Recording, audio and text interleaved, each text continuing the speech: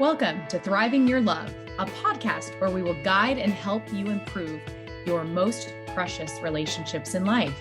This podcast is produced and hosted by certified emotionally focused therapist Claudio Vargas Silva, licensed marriage and family therapist, and Trisha Kim Walsh, also licensed marriage and family therapist. Welcome back, viewers and listeners, to Thriving Your Love. It's me, Trish, and with Claudio today. And we have another excellent topic, Claudio, something that we see often in our couples therapy room with our partners regarding how to be a responsive partner, how to be emotionally vulnerable. Claudio, this is something that really helped me do better couples therapy work, is to understand what happens in the room when a partner feels shut down or zones out because they don't feel their partner really understands them.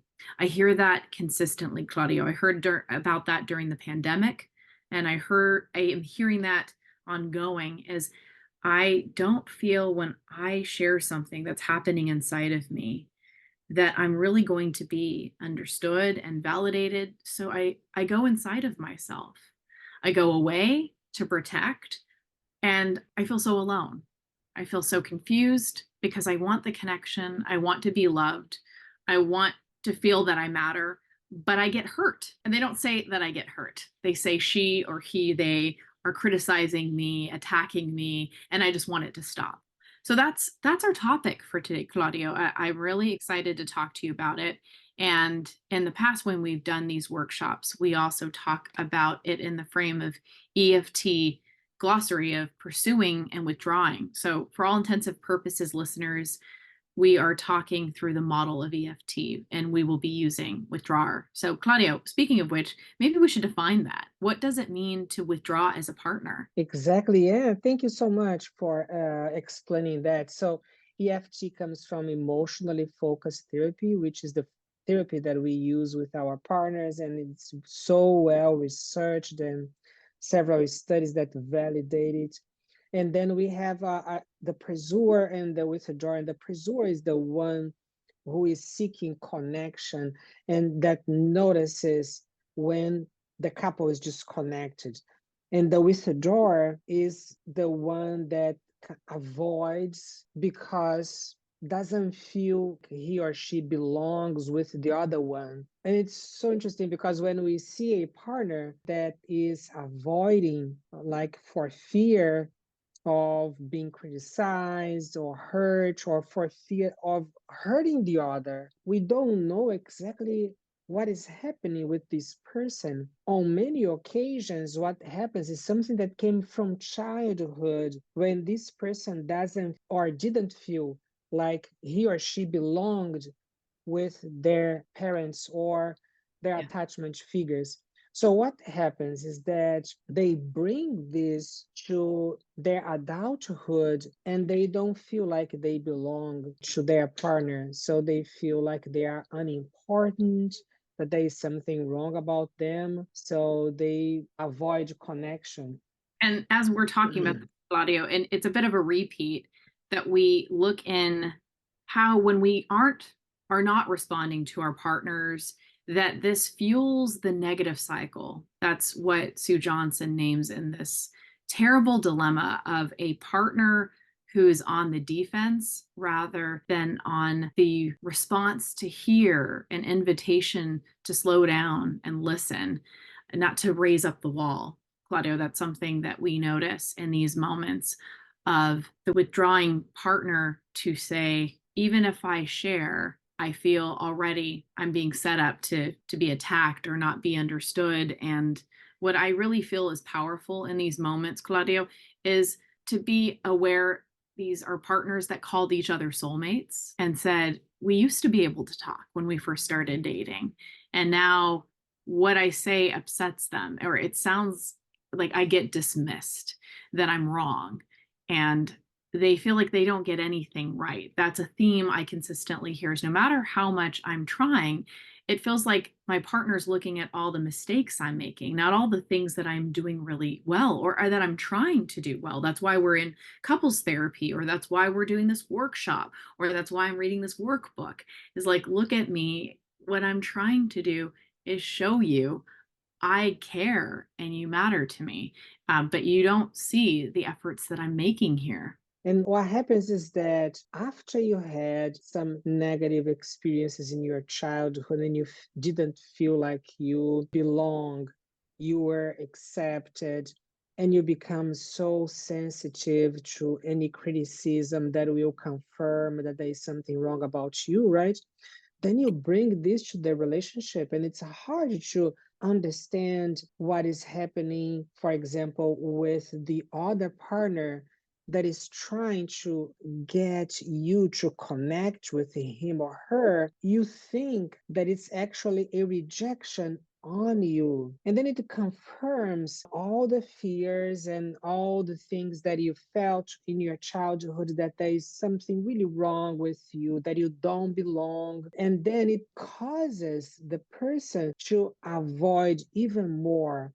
And what happens is that for the partner that we call the pursuer, that is trying to get that person to connect, this partner doesn't understand what is happening with the other, because this partner might think, well, the other wants to go away from me, is not interested about being with me, about having a relationship with me. This partner doesn't understand that the other is actually thinking, oh, she or he doesn't like me. I should just go away because they don't feel good with me. They don't like my presence. So I should just go away. That this will be even a favor.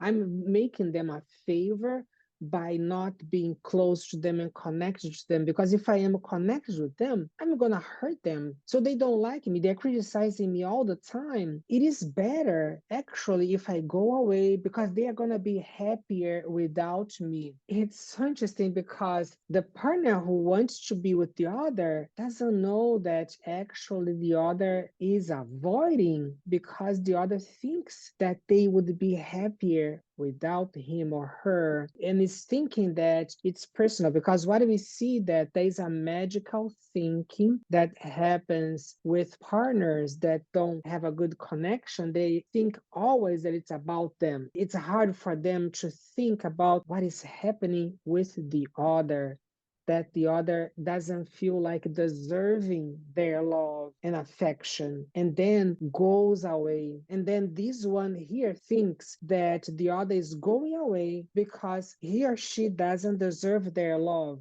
So each one of them is with this magical thinking that keeps them away from each other, Tricia.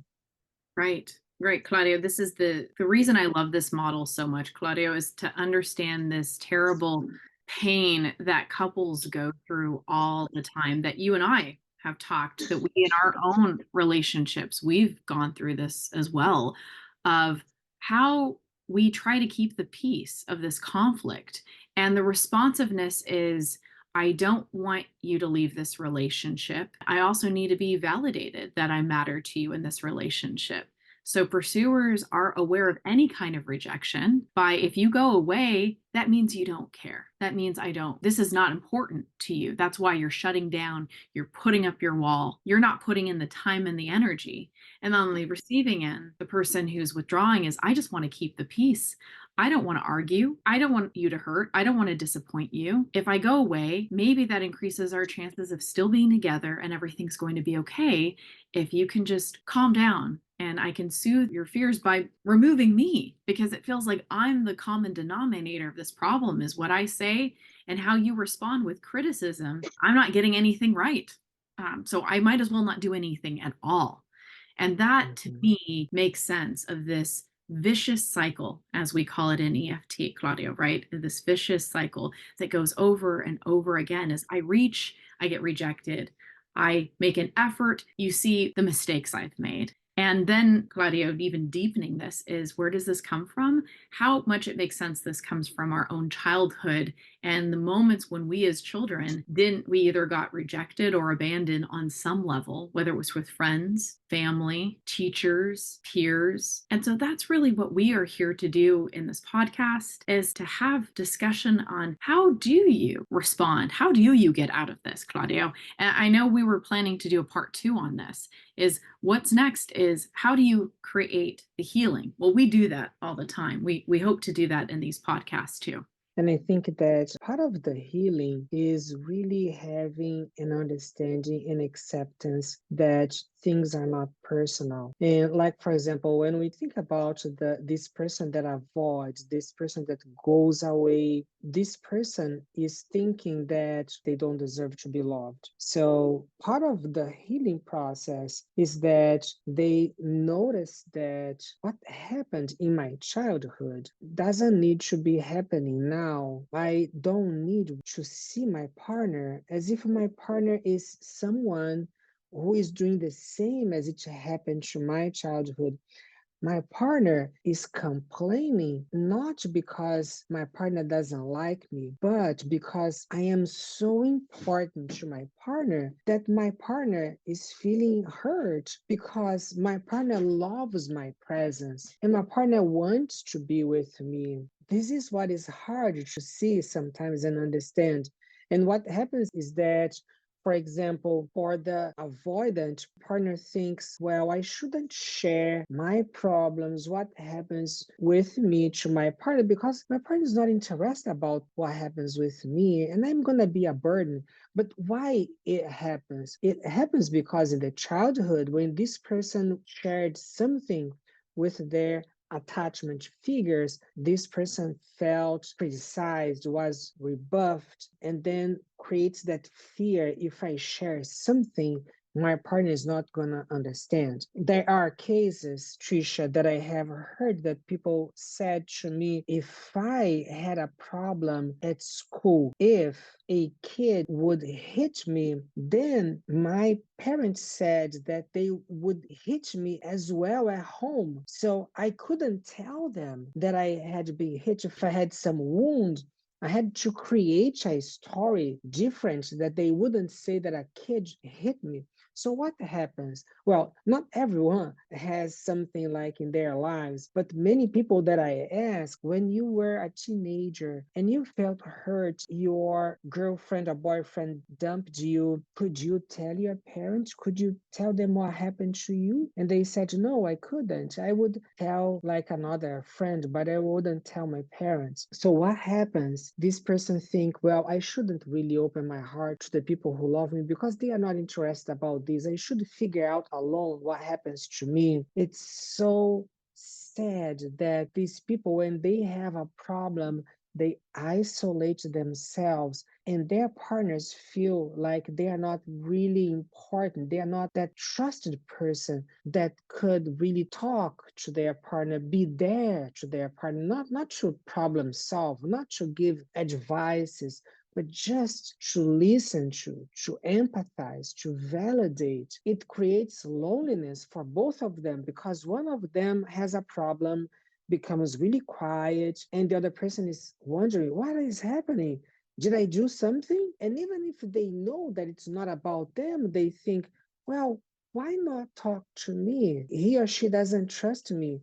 So it's sad how these things cause a lot of loneliness, Trisha. And we are going to keep on talking about this in our next podcast. So we invite our listeners to connect again and learn more about this.